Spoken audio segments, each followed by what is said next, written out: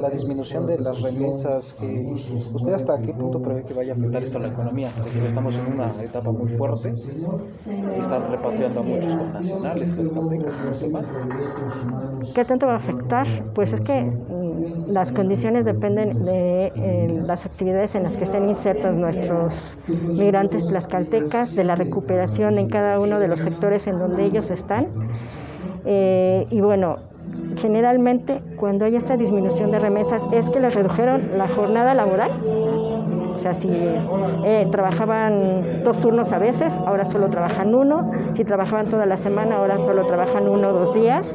Sin embargo, ellos siguen haciendo este esfuerzo por mantener a sus familias aquí, por seguirles enviando los recursos necesarios para poder atender las necesidades básicas, que es alimentación, salud, educación. Muchos de estos recursos se utilizan para que sus hijos puedan estudiar la preparatoria, inclusive una carrera. Entonces, de seguir disminuyendo, esperemos que no, de seguir disminuyendo directamente van a afectar a las familias.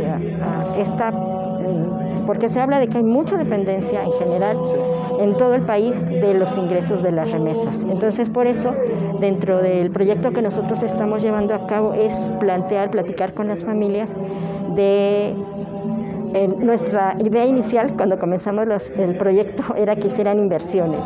Ahorita aspiramos a que al menos se logre algún ahorro, hablar de esta organización de tu gasto familiar, de que veas que de lo que gastas no es básico y eso se puede ir a un ahorro, porque no sabemos, ¿no? Incluso con eso llegábamos con las familias diciendo, sabemos que ustedes las aprovechan porque aquí está, no se ve en sus condiciones materiales, pero hay que prever, y si el migrante enferma, y si el migrante sufre un accidente, y si el migrante muere, como luego pasa, o en aquellos momentos o lo deportan, ¿qué va a pasar? De repente este recurso del que tú dependes tanto va a cortarse. Jamás pensamos en una situación así, ¿no? El COVID, que vino a agravar pues en todos los sentidos el trabajo que ellos vienen realizando. Allá sabemos que como migrantes indocumentados no cuentan con ningún tipo de protección, de apoyo. Todavía los que tienen ya la residencia o más tiempo sí han recibido el apoyo del gobierno, pero ellos en su mayoría no. También preguntarle el colectivo que usted representa, más o menos cuántas familias tiene identificadas inmigrantes tlaxcaltecas. Pues mire, mucho se ha manejado de que somos alrededor de 107,000 migrantes tlaxcaltecas, pero desde el colectivo también siempre hemos insistido en que lo que nos falta en el estado es un diagnóstico certero de cuántos están allá, cuántas son las familias que aquí están siendo beneficiadas y al mismo tiempo impactadas por la migración. Entonces, las estimaciones son esas, pero insisto, son solo estimaciones, no es un dato certero que yo pueda decir, seguro son 7,000 o ahorita ya aumentaron a 120,000, realmente lo desconocemos. Precisamente tocaba un tema de salud. Si no estoy mal, la Dirección General de Epidemiología, en su último reporte de casos en los informes semanales, sí, claro, señala que Tlaxcala tiene 0 casos positivos a COVID. No sé si su colectivo también haya detectado de alguna forma algunos casos de migrantes que en su paso allí, me refiero a sudamericanos, paso por Tlaxcala. Aquí yo no manejo tanto el tema de migración en tránsito porque a mí me toca estar con las familias de los migrantes. Más bien ahí la respuesta se las podría dar mi compañero. Sí, perdone. Y en ese caso, y en el caso de tlaxcaltecas que hayan solicitado parientes que están en el otro lado hayan resultado positivos a COVID, ¿no ha tenido algo? Bueno, de las familias. ¿Solicitud de ayuda o algo así? ¿Solicitud de qué? ¿De ayuda o...? Más bien lo que tenemos han sido casos de muertes allá y que luego el proceso de regreso, de repatriación del cuerpo es largo. Se tiene que esperar necesariamente a que las autoridades estadounidenses y mexicanas coordinen para poder traer los cuerpos. Lamentablemente las noticias que tenemos es que han tenido que muchas veces ante la falta de los recursos y de esperar tanto tiempo pues que recurrir a la cremación y pues el cuerpo que regresa ya es, pues son cenizas, ¿no? Ya no pueden ni siquiera verlo por última vez, ¿no? Pero mencionaba esto del presupuesto que es escaso, el que destina el gobierno estatal. ¿Qué propondría, bueno, aparte del proyecto que está impulsando, pero cuál sería el Pues mire, presupuesto nosotros idóneo? visto que la institucionalidad que existe para atender el problema no corresponde con las problemáticas que se viven en el Estado, desde la ley de atención y protección a los sujetos migrantes y sus familias, habíamos propuesto la creación de un instituto que tuviera personalidad jurídica y patrimonio propio. Eso estaba incluido en la ley. Lamentablemente, a partir de una reforma promovida por el gobernador, esto se eliminó y nos volvimos a quedar con la misma figura institucional.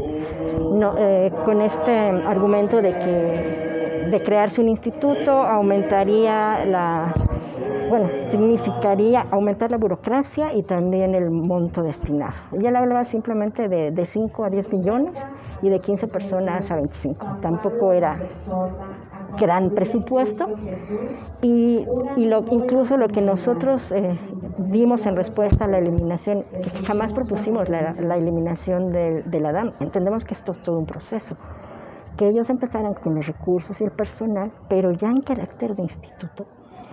Ellos pueden también gestionar recursos porque ya son independientes. Y lamentablemente pues se nos cerró la puerta. Fue algo que era parte sustancial de nuestra propuesta de iniciativa de ley y que fue eliminada, ¿no? Actualmente, ¿con qué autoridades han recurrido para el apoyo? O sea, dependencias federales, los diputados locales. ¿Para cuál apoyo, perdón? Con lo que dice que... No. Con los recursos con los que estamos operando el proyecto son de una financiadora alemana, Agua International. Sí, lamentablemente de ustedes es conocido que a las organizaciones civiles, como a muchos sectores, nos estigmatizaron de que nos quedamos con los recursos, de que no los hacemos llegar directamente a los beneficiarios, de que hacemos manejos turbios finalmente. Entonces, todos los apoyos a nivel federal fueron eliminados. Entonces, esa puerta está cerrada para las organizaciones de todo tipo, no nada más para las que atienden a migrantes. Entonces, ¿consideraría que no hay voluntad política para el apoyo al migrante? Pues realmente no la hay, ni a nivel estatal ni a nivel federal. A nivel federal el año pasado redujeron los presupuestos destinados a los únicos programas que atendían a migrantes, ¿no? El 3x1, el programa que atendía fronteras, el Fondo de Apoyo a Migrante, que era el único que apoyaba a los deportados o retornados, y este año definitivamente se cancelaron los programas. Entonces, ¿eso de qué habla? Pues de que no hay voluntad política, ni reconocimiento, ni congruencia en cuanto a yo sí te pido que sigas mandando tus remesas, que apoyes a las familias, pero en reciprocidad, ¿qué te doy? ¿Sí? O sea, en estos 50 años nuestros migrantes mexicanos han mandado $450 mil millones. Y los programas que se destinan a nivel de gobierno federal son de risa. Y ahora ya no hay nada, ya no hay ni eso. Con todo y que tenían también cosas que señalárseles a los programas, al menos había algo. Ahora ya no hay nada. Ahora sí que ellos, mientras ellos dan, a ellos no se les da. Considerando este punto, ¿cuál es su panorama para el final de este 2020? ¿Usted vislumbra que vayan a acabar los resultados de este 2020? Pues bueno, son desalentadores, ya lo sabemos, en materia de empleo, en materia de acceso a servicios básicos, sobre todo el asunto de la salud, ¿no? Vemos que están siendo desatendidos otros sectores de la población con otro tipo de enfermedades por concentrarse en COVID. Bueno, de hecho, ya nuestro sistema de salud estaba desmantelado antes de COVID. Sí. O sea, es una historia conocida que la gente tenía que hacer colas para poder ser recibida en los centros de salud, meses para que te den la atención especializada en el Seguro Social o en el ISSSTE. Entonces, de hecho, esto ya traía problemas. Ahorita lo que vino es a colapsar peor nuestro sistema de salud y bueno, hay recortes al gasto presupuestario de todo tipo.